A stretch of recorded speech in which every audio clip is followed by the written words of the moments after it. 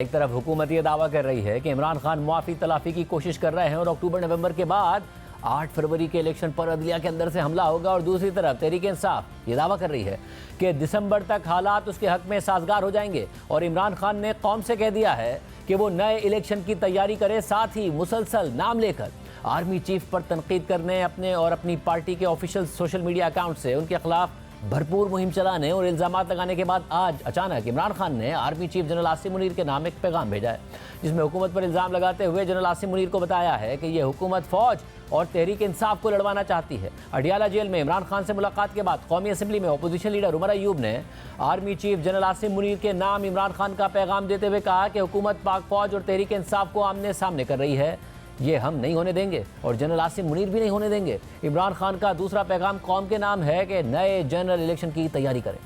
वज़ीर आज़म इमरान खान साहब की तरफ से सबसे पहला मैसेज जनरल आसिम मुनीर के नाम पे है, और वो ये है, पाकिस्तान तहरीक इंसाफ मुल्क की वाहिद सबसे बड़ी पार्टी है और शहबाज शरीफ और ये PDM की हुकूमत जो है बदकिस्मती के साथ पाक फौज और तहरीक इंसाफ को आमने सामने कर रही है, और उससे शहबाज शरीफ और ये लोग अपने नापाक अज़ाइम निकालना चाहते हैं। ये इंशाअल्लाह ताला हम कभी नहीं होने देंगे और ना ही सिपह सालार या जनरल आसिम मुनीर ये होने दें। इमरान खान साहब की तरफ से ये भी पैगाम देना चाहते हैं कि तैयारी करें नए जनरल इलेक्शन की। नए जनरल इलेक्शन होंगे तो मुल्क तरक्की करेगा। ये PDM हुकूमत, शहबाज शरीफ हुकूमत, इनके तो छक्के छुट गए, ये डूब गई है।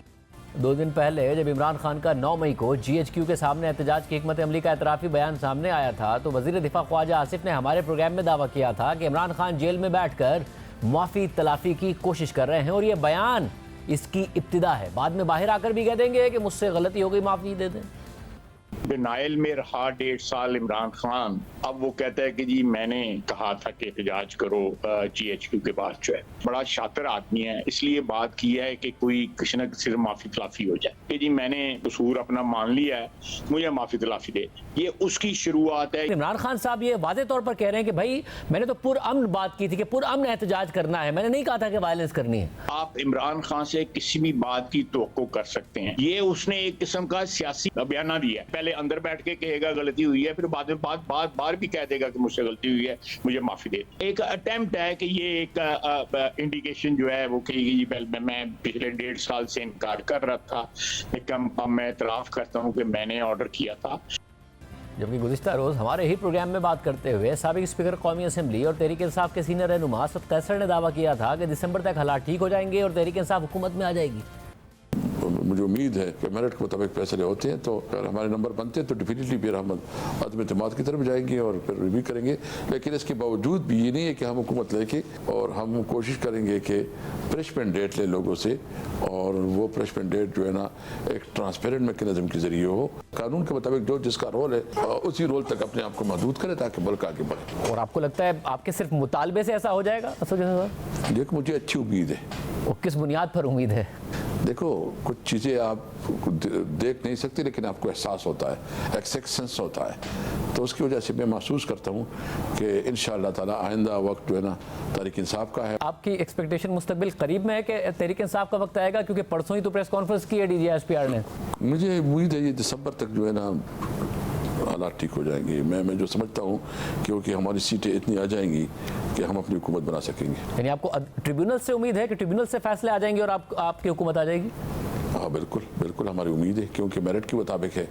असद कैसर दिसंबर में हालात बेहतर होने और तहरीक इंसाफ की हुकूमत आने का दावा कर रहे हैं, और दिलचस्प बात यह है कि सुप्रीम कोर्ट से मखसूस नशिस्तों का फैसला आने के बाद ख्वाजा आसिफ ने अदलिया पर तनकीद करते हुए कहा था कि एक एजेंडे की पैरवी की जा रही है। अक्टूबर नवंबर के बाद 8 फरवरी के इलेक्शन पर यह हमला करेंगे।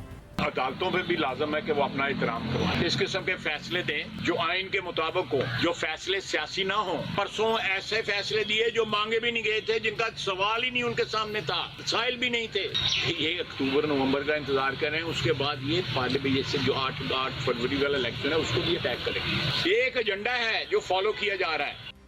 नून लीग एक तरफ जहां अदलिया की जानिब से खतरा महसूस कर रही है, वहीं पार्लियामेंट के अंदर भी उसे मुश्किलात का सामना करना पड़ सकता है। सुप्रीम कोर्ट के फैसले के बाद तहरीक इंसाफ को मखसूस नशिस्तें देने का मामला आगे बढ़ रहा है, मगर उसमें कानूनी रुकावटें भी सामने आ रही हैं। 12 जुलाई को सुप्रीम कोर्ट ने सुन्नी इत्तेहाद काउंसिल की मखसूस नशिस्तों से मुताल्लिक इलेक्शन कमीशन और पेशावर हाई कोर्ट के फैसले कलअदम करार देते हुए मखसूस नशिस्तें तहरीक इंसाफ को देने का हुक्म दे दिया था। 13 रुकनी फुल कोर्ट में से 11 जजेस ने तहरीक इंसाफ को बतौर पार्टी तस्लीम करने का हुक्म दिया था, जबकि 8-5 की अक्सरियत से जजेस ने कहा था कि तहरीक इंसाफ 15 दिन में मखसूस नशिस्तों के लिए अपनी फहरिस्त जमा कराए। 80 में से 39 MNAs PTI से वाबस्तगी जाहिर कर चुके हैं, जबकि बाकी 41 अरकान 15 दिन में पार्टी वाबस्तगी का हल्फनामा दें। इसके बाद आज इलेक्शन कमीशन ने कागजात नामजदगी में PTI से वाबस्तगी का सर्टिफिकेट जमा कराने वाले 39 MNAs का नोटिफिकेशन वेबसाइट पर जारी कर दिया है। ताहम बाकी 41 अरकान के मामले पर सुप्रीम कोर्ट से रुजू कर लिया है। इलेक्शन कमीशन ने अपनी दरख्वास्त में कहा है कि इलेक्शन कमीशन के रिकॉर्ड में तहरीक इंसाफ का कोई पार्टी स्ट्रक्चर नहीं है। सुप्रीम कोर्ट ने अपने फैसले में हुक्म दिया है कि तहरीक इंसाफ अपने अरकान कौमी और सूबाई असम्बली की वाबस्तगी कन्फर्म करेगी, मगर पार्टी आइन के मुताबिक दुरुस्त तरीके से मुंतखब करदा इंतजामी ढांचे के बगैर कोई सियासी पार्टी ना तो काम कर सकती है और ना ही अरकान की वाबस्तगी की तस्दीक कर सकती है। इस तनाजुर में इलेक्शन कमीशन को सुप्रीम कोर्ट के फैसले पर अमल करने में मुश्किलात का सामना है, क्योंकि अरकान की वाबस्तगी कन्फर्म करने के लिए तहरीक इंसाफ का कोई इंतजामी ढांचा मौजूद नहीं है। लिहाजा इलेक्शन कमीशन की इस बात पर रहनुमाई की जाए कि तहरीक इंसाफ के इंतजामी ढांचे की अदम मौजूदगी में उसकी जानिब से अरकान कौमी और सूबाई असम्बली की वाबस्तगी के बयानात की तस्दीक कौन करेगा। इस बात पर भी रहनुमाई की जाए कि इंतजामी ढांचे की अदम मौजूदगी में तहरीक इंसाफ की जानिब से अगर गैर मजाज शख्स अरकान की वाबस्तगी की तस्दीक कर देगा तो उसके कानूनी नताइज क्या होंगे। जबकि तहरीक इंसाफ के रहनुमा अली जफर ने ऐलान कर दिया है कि तहरीक इंसाफ इलेक्शन कमीशन के खिलाफ कल रेफरेंस दायर करने जा रही है।